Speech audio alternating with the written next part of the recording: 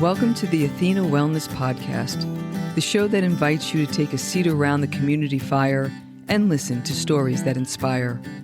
I'm your host, Kathy Robinson, author, coach, and founder of Athena Wellness, a company that's dedicated to supporting you on your journey to live more wholeheartedly. Hello and welcome, friends. Thanks so much for joining me for the shortened Wellness Wednesday episode, a little midweek boost to help keep your warrior vibe high. Today's show is a Walking the Talk Vancast, a look behind the scenes into what I'm learning and working through, along with a takeaway for you.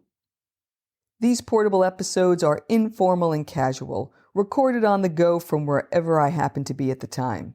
And today, I'm close to home as October comes to a close. I shared last week that there's something about this season that makes me want to reinvent myself to get an early start on the next calendar year. This is a great time to revitalize your practices and use this season to experiment and plan for the upcoming year. An important component of reinvention is clarity. That is, holding a clear vision of who you're becoming and where you'd like to go.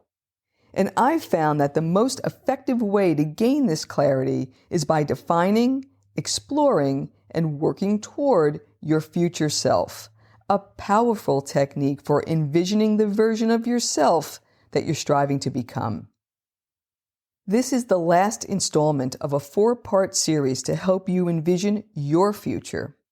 Last week, I led you through a visualization to meet your future self. And today, I'll give you a number of ways to work with your future vision, including how to emulate the future self you met last week. Emulation works because your future self is about what's possible, about what you can achieve. It's meant to be inspirational, not something you measure yourself against, because the most compassionate way to measure progress is by looking at how far you've come, not how far you have to go. As your future self begins to emerge, it can feel like you're bridging two very different worlds, one that is familiar and one that is elusive yet compelling. What we'll be discussing today is how to move toward that compelling, elusive vision. You probably won't know all the answers at this point, and you may not see a clear path yet.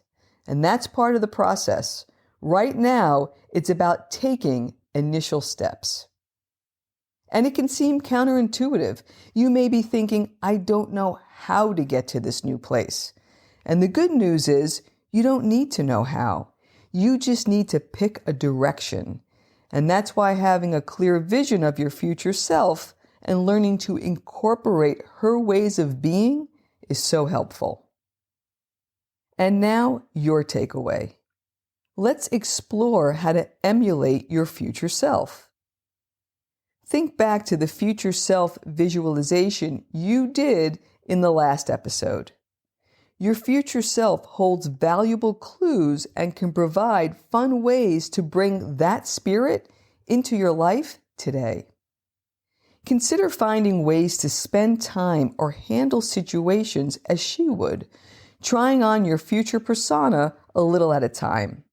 And get specific. Envision different aspects of your future self's life. Here are some questions that I like to use that you can consider to get you started. And as always, there's a full transcript in the podcast show notes, and you can click on that link and get a hard copy of the questions I'm about to list. What is her demeanor, and how does she feel about life? How does she spend her time?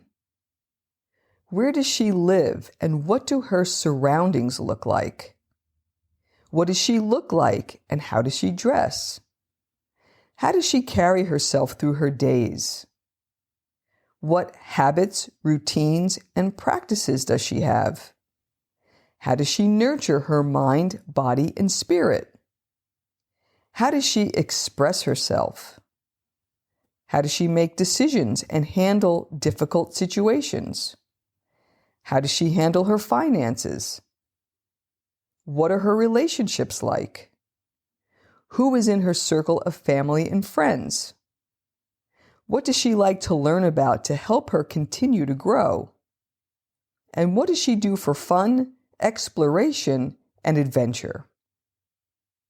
Using these questions as prompts, you can journal about her and how you might have some fun acting as if you were your future self. You can choose to enjoy a meal, dress, spend time, handle a situation, or nurture yourself as she would, the wiser version of yourself.